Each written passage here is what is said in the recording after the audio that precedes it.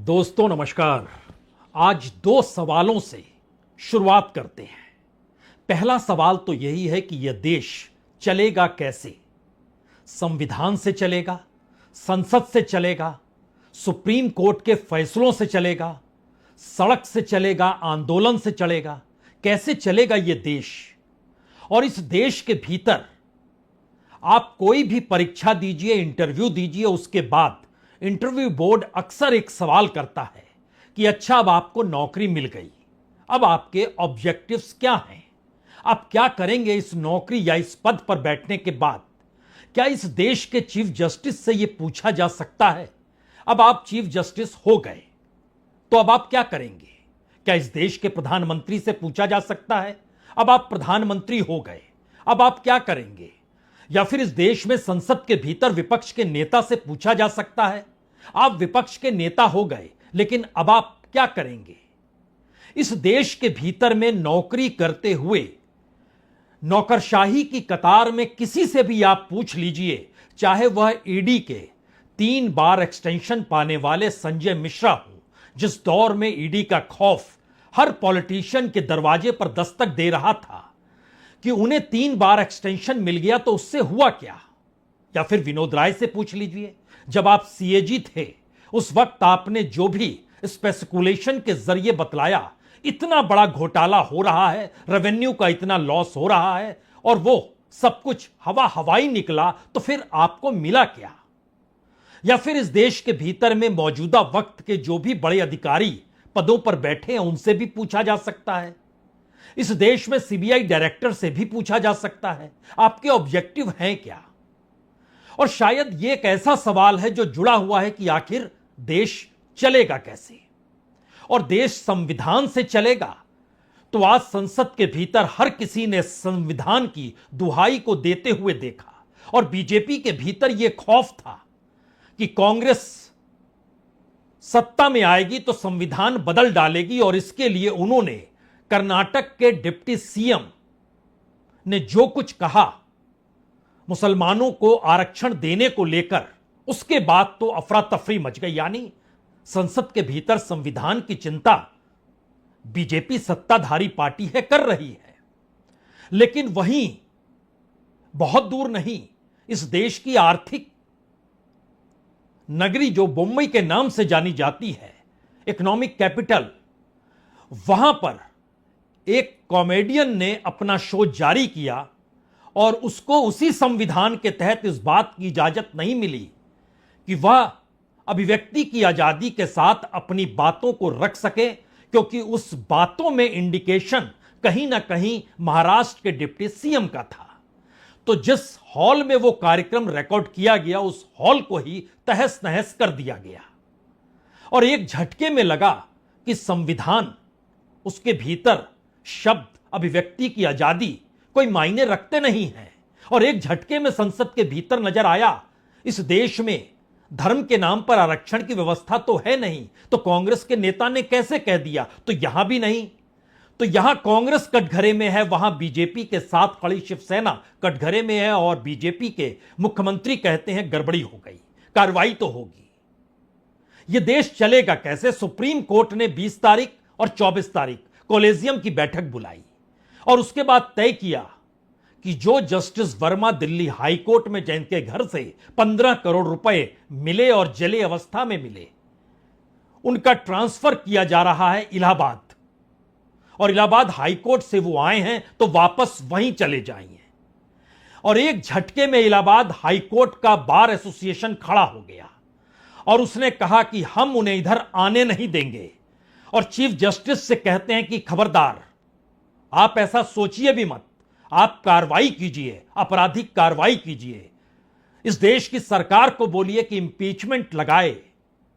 यह कैसे संभव है कि इस देश के भीतर में लोगों का भरोसा अगर न्यायपालिका से ही डगमगा गया तो उसके बाद यह डेमोक्रेसी बचेगी कहां? कॉन्स्टिट्यूशन बचेगा क्या?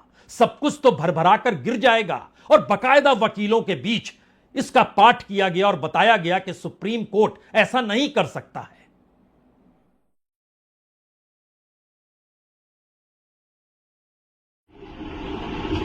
Judges are Caesar's wife above suspicion. merely a trial of a petty criminal, but the conduct of a sitting judge, which has shocked the nation, and the functionality of constitution is at stake. Therefore, continuance of Justice Yashwant Verma any further as High Court judge is dangerous for the democracy, as it eroded public faith, which is the only power available with the judicial system. If faith gone, everything gone. Nation will collapse. Bar Association is of a considered opinion that immediate steps should be taken for impeachment of this judge. It is opposite to state that after this incident, the judiciary, specifically the High Court and the Supreme Court, will not be able to claim moral high grounds. Any proposed transfer of Justice Yashwant Verma to Allahabad High Court or its Lucknow bench or to any other High Court, किसी भी जगह इनको transfer ना दिल्ली में बैठाया जाए, वहीं बैठे वहीं इनकी स्क्रूटनी करेगा. CGI should immediately permit the filing of FIR and investigation by CBI or ED and other investigating agencies with full permission to the investigating agencies to apply the law of land to every offender, including the delinquent judge, Justice Yashwant Verma. तो क्या ये मान लिया जाए जो गुस्सा Allahabad high court के भीतर वकीलों में है, वहां की बार एसोसिएशन में है, वो सही है?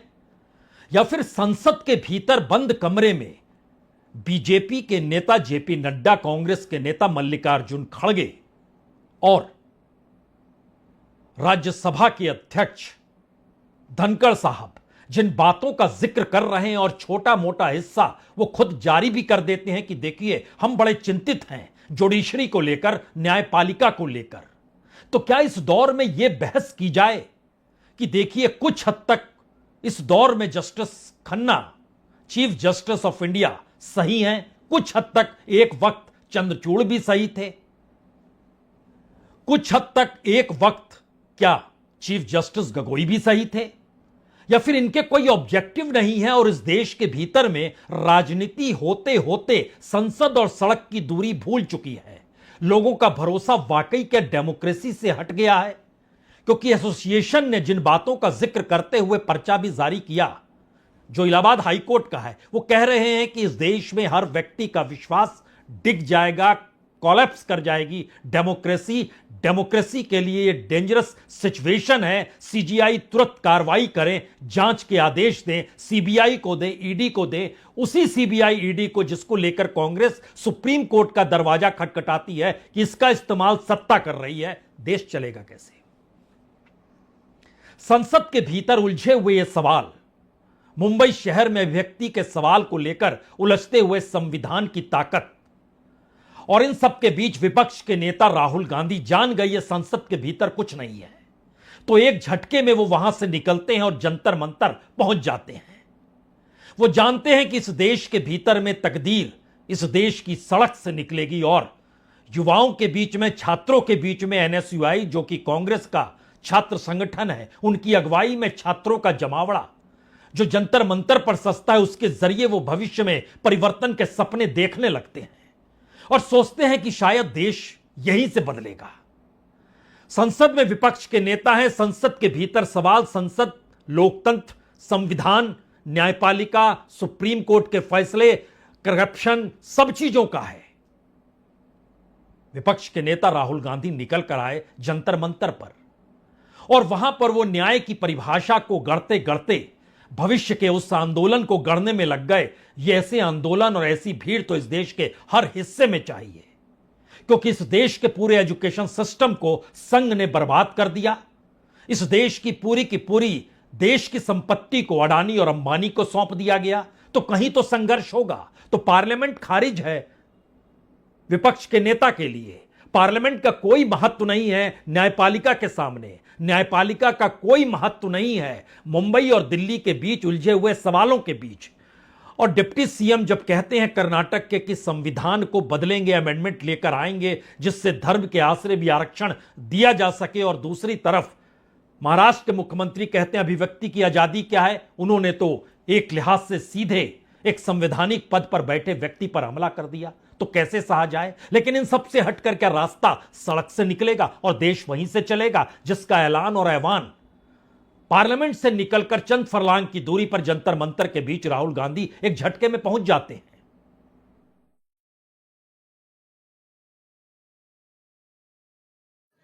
सच्चाई है कि अगर हमारा शिक्षा का सिस्टम उनके हाथों में चला गया, जो आस्ते आस्ते जा रहा है, तो ये देश बर्बाद हो जाएगा। इस देश में किसी को रोजगार नहीं मिलेगा और ये देश खत्म हो जाएगा। क्योंकि आपकी जिम्मेदारी बनती है कि देश के स्टूडेंट्स को बताया जाए कि आज हिंदुस्तान की यूनिवर्सिटीज के सारे वाइस चांसलर आरएसएस नॉमिनेटेड है और आने वाले समय में स्टेट यूनिवर्सिटीज के वाइस चांसलर आरएसएस के नॉमिनेशन से बनेंगे। ये देश के लिए खतरनाक है और इसे हमें रोकना है। प्रधानमंत्री का मॉडल जो है बीजेपी आरएसएस का मॉडल है, अंबानी अदानी को देश का धन दिलवाना और आरएसएस को देश की सारी इंस्टीट्यूशन संस्थाएं पकड़वाना। इसके लिए हम सब एक है और मिलके हम लड़ेंगे।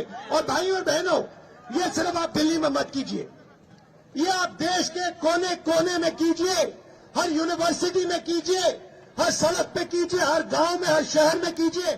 तो क्या देश का कंसेप्ट क्या है या राष्ट्र का कंसेप्ट क्या है, यह भी इस दौर में गायब किया जा चुका है। क्योंकि संसद की जो जवाबदेही है वह उससे मुक्त है। पार्लियामेंट के भीतर जो संविधान के आश्रय चलने का जिक्र होता है उससे पार्लियामेंट ने कई मौकों पर मुक्ति पाली है। और इस देश के भीतर में अलग अलग राज्यों की अलग अलग सरकारें अपने अपने हिसाब से अपनी सत्तानुकूल गवर्नेंस को चलाती है। तो फिर राष्ट्र, उसका कंसेप्ट वाकई है क्या? और इस देश के भीतर में गवर्नेंस गायब क्यों है? एक जज के घर से 15 करोड़ रुपए मिले और पार्लियामेंट के भीतर इसको लेकर हंगामा मच गया, शोर करना पड़ गया, कार्रवाई हो या ना हो। सुप्रीम कोर्ट ने कहा हम बहुत ट्रांसपेरेंट हैं, सब कुछ देखिए, हम साइट पे डाले दे रहे हैं, जिसे चाहिए उसे देख लीजिए। और आज पीठ ठोकी गई बकायदा राज्यसभा के अध्यक्ष के जरिए, उपराष्ट्रपति धनखड़ के जरिए, और साथ में कांग्रेस के नेता मल्लिकार्जुन खड़गे खड़े हैं और साथ में जेपी नड्डा खड़े हैं, बीजेपी के अध्यक्ष हैं, राज्यसभा के नेता हैं। सभी कह रहे हैं वाकई चीफ जस्टिस ने अच्छा काम किया जो सब कुछ पब्लिक में कर दिया। यानी इस देश के बाद क्राइम करने के बाद क्राइम सीन को पब्लिक में ले आना न्यायपालिका और इस देश के भीतर में अपराधी व्यक्ति को लेकर या आरोप के तहत ही सही, लेकिन वह एक न्याय की प्रक्रिया है क्या कि सब कुछ हम सामने ले आए? अब आने वाले वक्त में तय होगा। तो तय क्या होगा, कैसे होगा? क्योंकि पार्लियामेंट के भीतर जो बहस थी वो संविधान को लेकर थी। मामला वहीं से शुरू हुआ और राज्यसभा की तीखी नोकझोंक में यह साफ तौर पर कहा कि कांग्रेस संविधान को नहीं मानती है और संविधान को कांग्रेस ही मानती है, यह भी कहा गया।